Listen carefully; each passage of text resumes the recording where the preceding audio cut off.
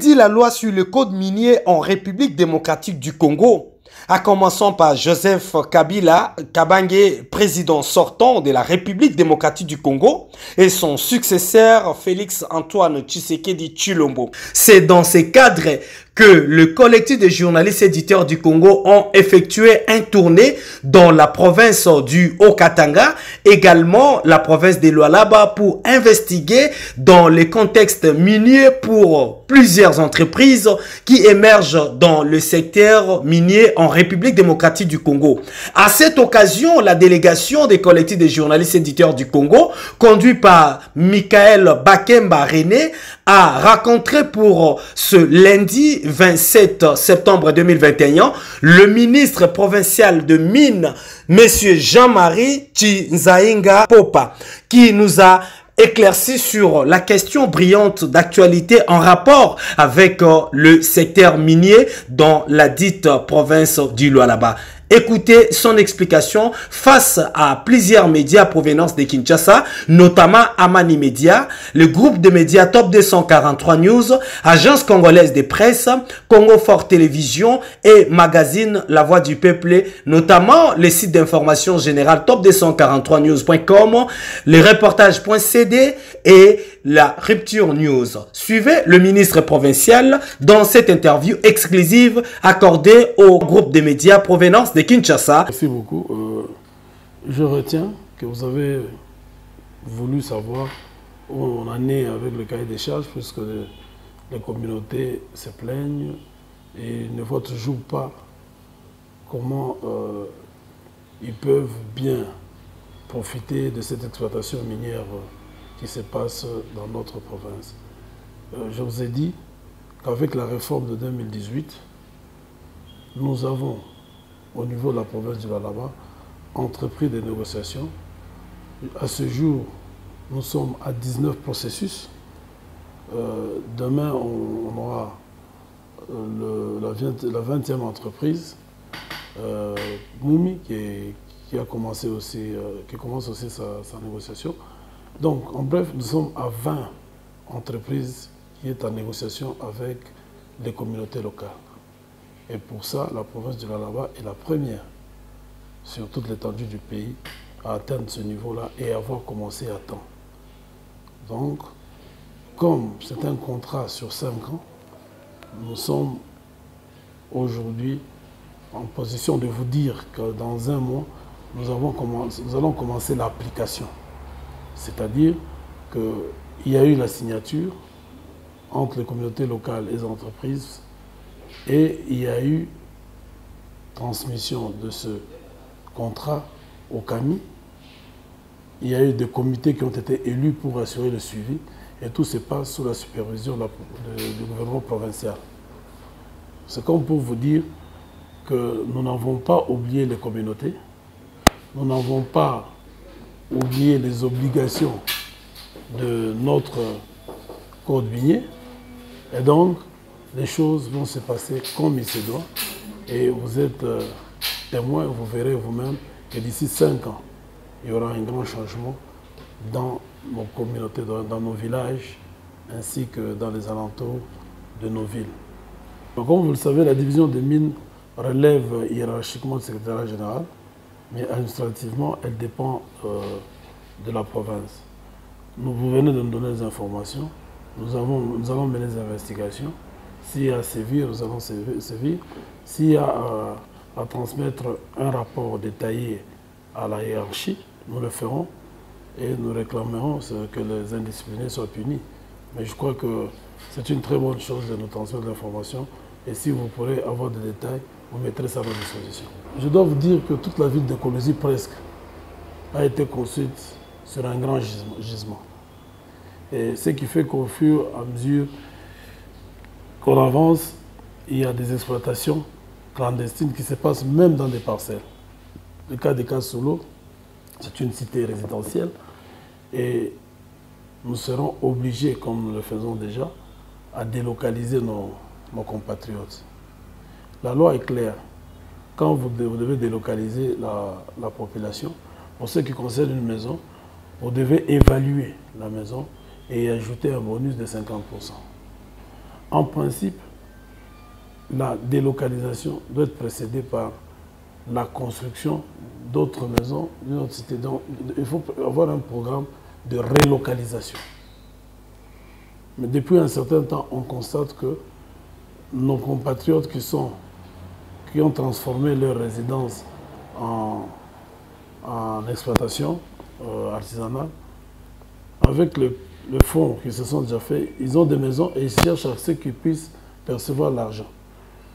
Nous n'encourageons pas ça, mais il y a des moments où nous sommes obligés de le faire compte tenu de l'insistance. Alors, tous ceux que vous voyez ici, qui ont construit ou qui sont dans les environs des sites miniers où il y a même des explosifs, tout ça, nous sommes toujours obligés, avec le concours des sociétés concernées, de localiser, de chercher à les relocaliser ailleurs ou alors à leur donner la valeur qu'il faut exiger par le code minier. Oui, on parle des enfants dans les mines. Il y en a eu quelques-uns et je dois vous dire qu'il y a une réforme qui a été entreprise au niveau de la province pour mettre fin à ça. Et il y a même des ONG qui se sont impliquées pour nous aider à éloigner les enfants et les femmes vulnérables. Qu'est-ce que nous avons entrepris? Nous avons entrepris la viabilisation de certaines zones d'exploitation artisanale. Le cas des Kassoulo, vous avez vu, si vous y étiez, qu'on a même construit, on a érigé un mur pour essayer de ne pas permettre aux enfants d'accéder. Et même les femmes enceintes ne peuvent pas accéder. En dehors de ça, nous avons commencé une réforme dans le cadre de la traçabilité. C'est comme ça que nous venons de construire un centre de négoce qui pourra mettre fin à tout ce que font les Chinois, comme vous le dites, qui trichent dans la balance et dans le teneur. Pourquoi? Puisque là, ils auront à faire face à des entreprises, à des organisations comme l'OCC, comme CEC, comme SGS, qui sont mondialement reconnues. Donc il n'y aura pas de problème de teneur de minerais, il n'y aura pas de problème d'humidité comme on le triche toujours, et puis il y aura aussi un problème de poids qu'on aura à bien gérer. Donc nous sommes en train de changer, de réformer tout ce que vous êtes en train de voir aujourd'hui. Je réponds à la question, je fais partie du gouvernement, sinon nous avons un ministère de l'Environnement qui s'occupe de ça. Mais toujours est-il qu'en tant que ministre des Mines, nous sommes en train de sensibiliser les entreprises pour le traitement des eaux. Le traitement des eaux dans leur bassin afin de réduire le pH pour ne pas empoisonner nos rivières, pour ne pas connaître ce qui s'est passé dans la province du Kasaï. Vous savez, les entreprises chinoises nous ont posé beaucoup de problèmes. Au départ, ces entreprises n'avaient même pas de délégation syndicale. Ce qui fait qu'ils payaient comme ils entendaient. Ils ne respectaient même pas le SMIC. Mais depuis un certain temps, nous les avons pressés. Au moment où je vous parle, ils sont en train d'installer des comités syndicaux et qui défendent les intérêts de tous les travailleurs. Je peux vous rassurer que d'ici là, les choses vont évoluer, vont très bien marcher. Nous avons pris des initiatives pour mettre fin à tout ce qui se passe dans ces entreprises. Vous avez appris qu'il y a un Chinois qui est en prison maintenant. Donc nous voulons quand même que ces gens-là respectent la loi congolaise et qui marchent selon ce que nous leur demandons de faire. Nous serons très regardants et je crois que les choses vont aller de l'avant. On s'est à eux de nous prouver où est-ce qu'ils ont trouvé leur illégalité. Et il a le droit d'aller en appel si ça n'a pas été bien fait. De toutes les façons, on a appliqué la loi. Ce sont les hommes de la justice qui ont fait ça. Nous ne pouvons pas remettre en question leur décision. Je crois que je vais lancer un appel au calme. Je vais lancer un appel aux artisanaux. Ils doivent savoir qu'au moment où nous sommes en train de réformer les choses, nous pensons plus à leur intérêt. Puisque pour nous, l'exploitation artisanale est reconnue par la loi et nous avons le devoir de mettre nos frères dans de bonnes conditions. Pour ceux qui ne le savent pas, nous sommes parfois dépassés puisque vous ne pouvez pas comprendre, nous gérons 170 000 creuseurs. Et nous n'avons pas suffisamment de zones d'exploitation artisanale reconnues par l'État. Il nous arrive de négocier avec certaines entreprises pour essayer de leur trouver du boulot. Chaque Congolais a droit à travailler. Et nous n'avons pas suffisamment d'entreprises. Vous devez savoir que la GECAMINE, à son époque, pour 450 000 tonnes, la GECAMINE utilisait 36 000 agents. Aujourd'hui, pour 1 500 000 tonnes, nous pouvons, les entreprises utilisent à peine 12 000 agents. Puisqu'il y a cette automation qui est entrée, on a pratiquement modernisé les choses.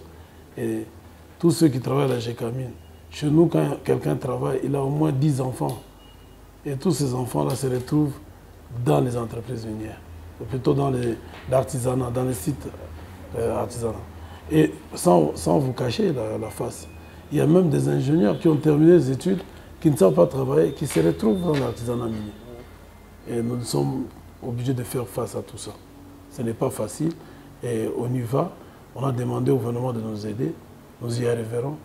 On a demandé qu'on puisse transformer certains creuseurs en agronomes. On le fera, mais ça demande des moyens. Ici est de rappeler que depuis que le président de la République démocratique du Congo, Félix Antoine Tshisekedi Tshilombo, a effectué une visite officielle dans le secteur minier quelques mois passés dans cette province pour s'acquérir de la situation, quelques changements a impacté positivement dans le secteur minier.